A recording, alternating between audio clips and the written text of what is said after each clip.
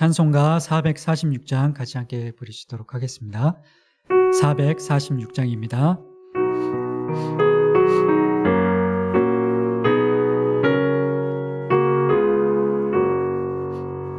주 음성 외에는 참 기쁨 없도다. 날 사랑하신 주 늘 계시옵소서. 기쁘고 기쁘도다. 항상 기쁘도다. 나 주께 왔사오니 복 주옵소서. 나 주께 왔으니 복 주시옵소서.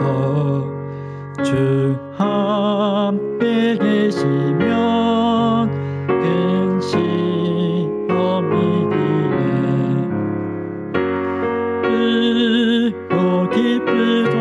기쁘도다. 항상 기쁘도다.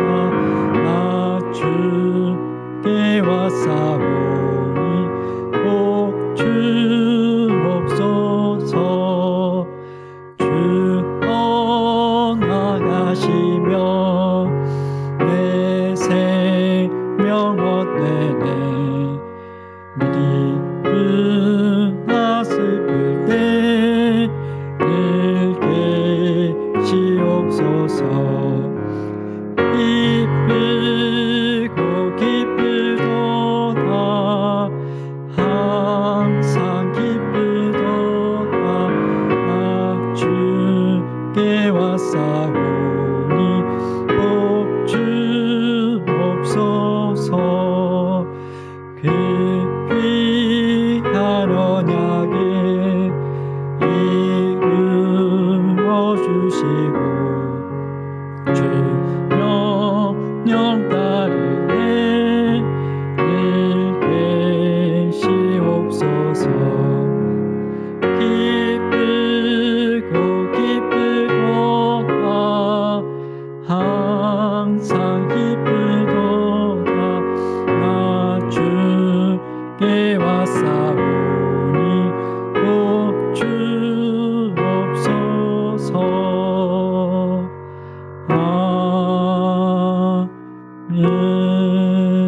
아멘. 아멘. 네, 성경 말씀은 신명기 5장 1절로 7절 말씀입니다. 같이 읽겠습니다. 시작. 모세가 온 이스라엘을 불러 그들에게 이르되 이스라엘아, 오늘 내가 너희의 귀에 말하는 규례와 법도를 듣고 그것을 배우며 지켜 행하라. 우리 하나님 여호와께서 호렙산에서 우리와 언약을 세우셨나니 이 언약은 여호와께서 우리 조상들과 세우신 것이 아니요 오늘 여기 살아있는 우리 곧 우리와 세우신 것이라. 여호와께서 산 위 불 가운데에서 너희와 대면하여 말씀하시매 그때 너희가 불을 두려워하여 산에 오르지 못하므로 내가 여호와와 너희 중간에 서서 여호와의 말씀을 너희에게 전하였노라. 여호와께서 이르시되 나는 너를 애굽 땅 종 되었던 집에서 인도하여 낸 내 하나님 여호와라. 나 외에는 다른 신들을 내게 두지 말지니라. 아멘. 예, 계속해서 신명기 말씀을 통해서 우리에게 주신 선물과 축복, 그 율법에 대해서 함께 살펴보도록 하겠습니다. 믿지 않는 사람들이나 믿는 사람들이는 간혹 율법이 우리 인간의 자유를 속박하는 몽해라고 오해하는 사람들이 있지만 도리어 율법은 우리에게 참 자유를 허락하신 우리 구원의 하나님께서 주신 은혜의 선물입니다. 율법이 우리 자유를 구속하는 것이 아니라 우리를 구원하신 하나님의 축복과 선물이라는 그 근거로 우리는 어저께 율법이 성경의 어떤 문맥, 어떤 맥락에서 언급되고 있는지 살펴보았습니다. 율법은 늘 항상 하나님의 구속사역과 밀접한 문맥 구조 속에서 그 핵심, 중심에서 우리에게 구원의 사건과 그 은혜와 신비를 알려주고 있는 지도와 같습니다. 출애굽기에 등장하는 율법이나 신명기에 다시 거듭해서 등장하는 그 율법이나 문맥상 모두 하나님의 구원에 관한 역사를 중심으로 언급이 되고 있고 무작정 내 말이 법이다, 묻지도 따지지도 말고 무조건 명령한 대로 지켜라. 그러면서 강요강압하는 세상의 왕들의 다른 법과 다르다는 것입니다. 종살이하던 백성을 구원하시고 자유를 회복시켜 주신 그 하나님의 구원의 역사 가운데 하나님의 율법이 언급되고 있다는 점이 율법을 축복으로 알려주는 근거임을 기억하시기 바랍니다. 오늘은 우리의 왕, 우리의 주인이 되시는 여호와 하나님, 그 구원의 하나님께서 우리에게 요구하시는 1계명이 10계명 중에 1계명이 어떤 의미인지 함께 살펴보도록 하겠습니다. 신명기 5장 6절 말씀 먼저 읽어보도록 하겠습니다. 시작. 나는 너를 애굽 땅 종 되었던 집에서 인도하여 낸 내 하나님 여호와라. 아멘. 6절에 보시면 나는 너희가 종살이하던 곳에서 너희를 인도하여 낸 하나님, 너의 하나님, 너의 여호와다 선포를 하고 계시는데 이 말씀이 10계명 중에서 제1계명 바로 7절에 나오는 제1계명 바로 앞에 위치하면서 전체 10계명의 그 언약, 그 명령의 시작이 되는 근거 조문과 같은 그런 역할을 하고 있습니다. 그 당시 고대 근동의 그 세상의 법을 보면 다른 나라와 전쟁에서 승리한 그 나라 그리고 패배한 나라 그 두 국가 중에 승리한 나라가 패배한 나라를 속국으로 삼을 수 있었는데 그때 패배한 나라는 그 속국으로서 지키고 따라야 할 그 계약이 있었는데 그 당사자 간의 승자와 패자 간에 맺었던 그 계약을 종주권 계약이라고 불렀습니다. 승리한 종주 그리고 패배한 측을 이제 봉신이라고 하고 승리한 나라의 왕을 종주라고 하는데 그 종주와 패배한 봉신의 계약이라고 해서 종주권 계약이라고 불렀습니다. 종주권 계약의 그 특징은 종주가 봉신에게 일방적인 그 조약을 지킬 것을 강요하는 것이 그 특징이었는데 그러니까 주로 봉신에게만 일방적으로 의무가 부여되는 것이 종주권 계약의 특징이었습니다. 한쪽에게만 의무가 있는 계약을 편무 계약이라고 하고 이쪽도 서로 쌍방간에 그러니까 내가 누구한테 돈을 빌리면 나만 그 돈을 갚을 의무가 있지 않습니까? 그런 경우에는 편무 계약이라고 하고 내가 집을 살 때 나는 그 집 산 대금을 그 원래 집주인에게 집 산 대금을 몇 날 며칠까지 입금을 해줘야 될 의무가 있고 내가 그 돈을 잔금을 입금을 해주면 그 집주인은 나한테 그 집을 양도해줄 의무가 있고 그 쌍방간의 의무를 지는 것은 쌍무계약이라고 하고 두 당사자 중에 한 사람만 한쪽 편만 의무가 있는 계약을 편무계약이라고 하는데 보통 종주는 아무런 의무를 부담하지 않고 봉신만 계약의 내용대로 반드시 따라야 하는 의무를 지는 것이 종주권 계약의 특징이었습니다. 오늘 본문 6절에 보시면 내가 너를 종살이에서 구원하여 준 너의 주인, 너의 왕 여호와니까 내가 너에게 명령하는 언약을 지켜라. 그 말씀하시는 내용이 그리고 그 형식이 당시 고대 근동의 종주권 계약과 동일하다는 주장이 일부 있습니다. 그 형식은 유사한 게 맞긴 한데 그러니까 앞에서 내가 너를 주인이 된다. 그런 것을 먼저 선포하는 것. 그 형식이 유사하기는 한데 근데 하나님과 이스라엘 백성 사이의 언약은 그 일방적인 한쪽 편에서 일방적인 의무를 부담해야 되는 굴종을 한쪽 편에서 일방적으로 요구하는 종주 봉신의 종주권 계약과는 큰 차이가 있습니다. 율법은 하나님과 그의 백성 간에 맺어진 그 언약으로 종주권 조약 그 이상의 내용들을 포함하고 있습니다. 종주권 조약에서는 종으로서 봉신이 그의 의무를 강조하는 것이 그 특징인데 하지만 성경 그 율법 우리가 이야기하는 그 율법 하나님과 이스라엘 백성 간의 그 언약에서는 어제 살펴본 것처럼 의무보다 관계가 더 우선시됩니다. 하나님은 이스라엘 백성을 단순히 종이다, 하인이다 그렇게 표현한 노예다 그렇게 표현하신 것이 아니라 하나님은 그 언약의 당사자인 이스라엘 백성을 당신이 구원해 주신 그 노예 생활하던 애굽 땅에서 하나님께서 구원해 주신 이스라엘 백성을 내 아들, 내 장자 그렇게 부르기도 하시고 또 나의 아내, 나의 신부라고 부르기도 하시고 또 하나님께서는 그 노예되었던 땅에서 구원해 내신 그 이스라엘 백성들에게 그냥 나에게 무엇을 바쳐라 어떤 노동을 착취하고 그러시는 것이 아니라 다른 것을 요구하시는 것이 아니라 무엇을 요구하셨냐 하면 바로 하나님은 이스라엘 백성에게 사랑을 요구하셨습니다. 신명기 6장 4절로 5절 말씀 같이 함께 읽어보도록 하겠습니다. 시작. 이스라엘아 들으라. 우리 하나님 여호와는 오직 유일한 여호와시니 너는 마음을 다하고 뜻을 다하고 힘을 다하여 내 하나님 여호와를 사랑하라. 아멘. 네. 신명기 10장 12절 말씀 한 구절 더 같이 읽어보도록 하겠습니다. 이스라엘아 내 하나님 여호와께서 내게 요구하시는 것이 무엇이냐? 곧 내 하나님 여호와를 경외하여 그의 모든 도를 행하고 그를 사랑하며 마음을 다하고 뜻을 다하여 내 하나님 여호와를 섬기고. 아멘. 하나님은 저희가 신명기 5장, 6장 그리고 신명기 10장에서 저희들이 살펴본 것처럼 하나님께서는 세상의 왕들이나 그 종주들과 달리 그 백성들에게 사랑할 것을 요구하신다는 것이 그 관계를 중요하게 생각하신다는 근거로 저희들이 신명기 10장 그리고 신명기 6장에서 그 근거를 살펴볼 수 있습니다. 그리고 출애굽기 4장 22절 말씀 같이 함께 읽어보도록 하겠습니다. 시작. 너는 바로에게 이르기를 여호와의 말씀에 이스라엘은 내 아들 내 장자라. 아멘. 또 이사야 54장 5절 말씀 같이 함께 읽어보겠습니다. 시작. 이는 너를 지으신 이가 내 남편이시라. 그의 이름은 만군의 여호와시며 내 구속자는 이스라엘의 거룩한 이시라. 그는 온 땅의 하나님이라 일컬음을 받으실 것이라. 아멘.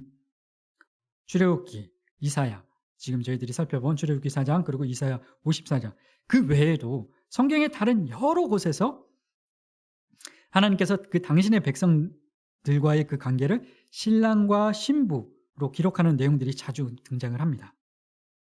당시 세상의 왕들이나 종주들이 백성들 봉신에게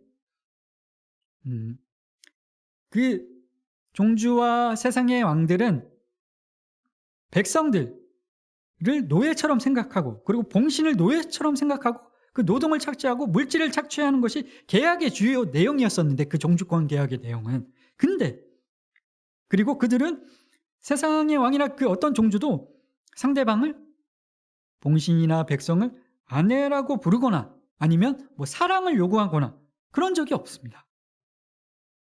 종주권 계약은 봉신을 속박하고 착취하고 권세로 형벌을 시행하는 비인격적인 성격을 가지고 있었지만 반면에 하나님께서 그 이스라엘 백성과 맺으신 언약, 그 율법은 하나님께서 하사하신 우리의 축복이자 선물인 그 율법은 우리의 아버지시며 왕이신 그 하나님께서 그의 백성들과 사랑의 인격적인 관계 속에서 축복과 교훈을 주시는 것이 큰 차이점이라는 것입니다.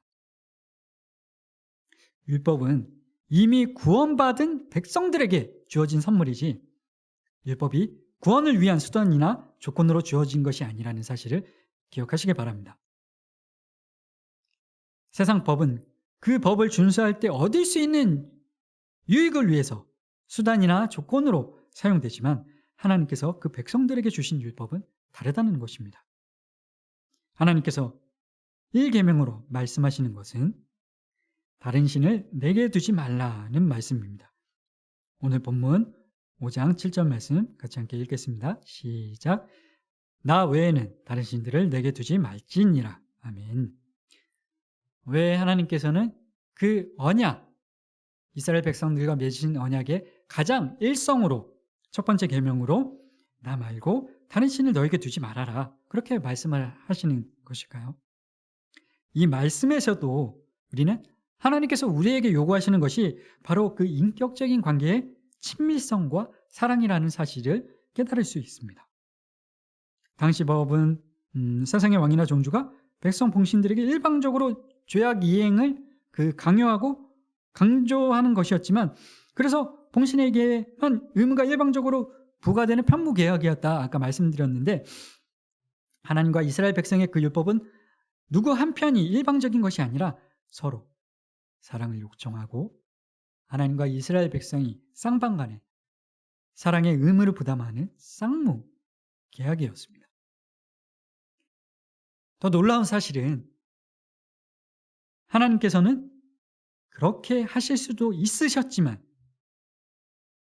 그러니까 이스라엘 백성에게 강요하셔서, 종주들이 그러했던 것처럼, 세상의 왕들이 그러했던 것처럼 이스라엘 백성들에게 강요하셔서 강압적으로 순종하게 하시고, 마음에서 우러나오지도 않는 로버트와 같은 거짓 사랑을 하나님께 바치라고 하실 수도 있으셨는데, 하나님은 그렇게 일방적으로 그들에게, 우리에게, 이스라엘 백성에게 사랑을 강요하지 않으셨습니다.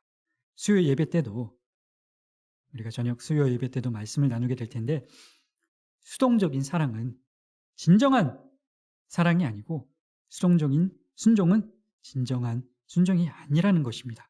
억지로 하는 순종, 강압에 의한 사랑은 진정한 순종은 진정한 사랑이 아닙니다. 우리는 하나님의 종인데도 불구하고, 그러니까 하나님께서 명령하시면 반드시 지켜야 하는데도 불구하고, 그런데 그 명령을 어기고 수없이 죄를 짓고, 또 하나님과의 그 약속을 어기고, 수없이 나 외에 다른 신들을 내게 두지 말라 말씀하셨음에도 불구하고 다른 신들에게 눈길을 주고, 그러면서 넘어지고 실패를 반복하는데, 그래도 우리의 왕이시고 우리의 주인이신 하나님은 우리에게서 자유를 박탈해 가지 않으시고 그 자유를 허락하시면서 자원하는 마음으로 즐거이 하나님을 사랑하기를 바라시는 그 놀라운 자유의 축복을 우리에게 주셨음을 기억을 하시기 바랍니다. 하나님께서는 우리에게 수동적인 사랑이 아닌 능동적인 사랑, 적극적인 순종을 기대하고 기다리고 계시는 분이 우리 하나님이심을 기억하시기 바랍니다. 그래서 세상 그 어떤 왕보다 뛰어난 왕 중에 왕이신 하나님께서 세상 왕들과 달리 오래 참고 인내하시면서 우리에게 다른 신을 따르지 말고 나를 사랑하고 나의 계명을 지키라고 요청하고 계심을 기억하시기 바랍니다. 그 요청, 그 율법의 요구는 우리를 속박하는 종주권 계약이 아니라 우리에게 허락하신 축복의 선물임을 기억하시기 바랍니다. 하나님을 영화롭게 하고 그분을 영원토록 즐거워하는 자들은 세상이 줄 수 없는 참된 평안과 진정한 안식과 참된 기쁨을 누리는 축복을 얻게 됨을 기억하시기 바랍니다. 신명기 10장 13절 말씀입니다. 내가 오늘 내 행복을 위하여 내게 명하는 여호와의 명령과 규례를 지킬 것이 아니냐. 아멘. 우리에게 복을 주시기 위해 허락하신 그 율법을 마음속에 기억을 하며 오늘 하루 하나님 외에 다른 신을 섬기지 말고 다른 것에서 만족과 기쁨과 평안과 안식을 누리려 하지 마시고 오직 여호와를 즐거워하고 그분을 진실된 마음으로 사랑하면서 그 안에서 주시는 축복과 은혜를 풍성히 누리는 하루 되시길 축복합니다. 함께 기도하겠습니다. 우리의 구원과 참된 소망과 진정한 기쁨이 되시는 하나님 아버지 참 감사를 드립니다. 세상의 다른 헛된 즐거움과 세상의 다른 신을 모두 다 벗어버리고 오직 여호와를 앙망하며 그 안에서 평안과 기쁨과 사랑을 누리게 하여 주시옵소서. 주 음성 외에는 우리에게 참 기쁨이 없습니다. 우리의 귀와 우리의 눈을 우리의 마음을 오직 하나님께로 향하겠습니다. 우리 삶 가운데 동행하여 주시고 임재하여 주시옵소서. 그 은혜를 허락하여 주시옵소서. 기도하시기 바랍니다. 교회를 위해 기도하실 때 목사님과 사모님의 영성과 육신의 회복을 위해서 기도해 주시고 성령 충만하게 하여 주시옵소서. 기도해 주시고 아우니씨를 떠난 신원이와 하나님 함께하여 주시옵소서. 기도해 주시기 바랍니다. 선교사님들의 사역과 불신 가족들 손원재, 김규석, 장경태, 이미애님을 구원하여 주시고 주님께서 만나 주시옵소서. 기도해 주시기 바랍니다. 육신의 질고로 아픔을 겪고 있는 환자를 치료하여 주시옵소서. 기도하시고 코로나로 인해 어려움을 겪고 있는 자영업 하시는 그 사업자들 낙지마당, 커피스토리엔, 시원여성병원, 박영원 성도님, 변명 성도님의 사업자들을 돌봐 주시옵소서. 포괄적 차별금지법 그 악법이 이 나라 땅에서 폐기되게 하여 주시옵소서. 간절히 기도하시고 해외로 군복무로 출탄 중인 성도님들 안전하게 건강하게 하나님께서 지켜주시는 은혜를 허락하여 주시옵소서. 우리 교회의 부흥을 위해 다음 세대의 부흥을 위해 이 기도 제목들을 놓고 주여 간절히 외치고 같이 함께 기도하도록 하겠습니다. 주여!